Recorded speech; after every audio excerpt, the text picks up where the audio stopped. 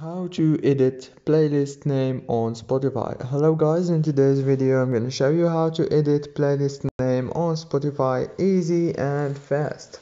All what you have to do, go to Spotify. Now this is the home page as you can see right here, and now go to your library right here down, click on your library and go to your playlist. This is one of my playlists, it's called Relax.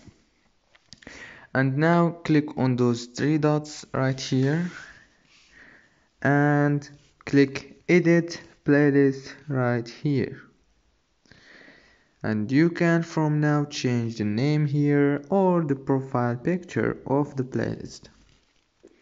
If this video was helpful, please don't forget to like and subscribe, and thank you so much for watching this video until the end.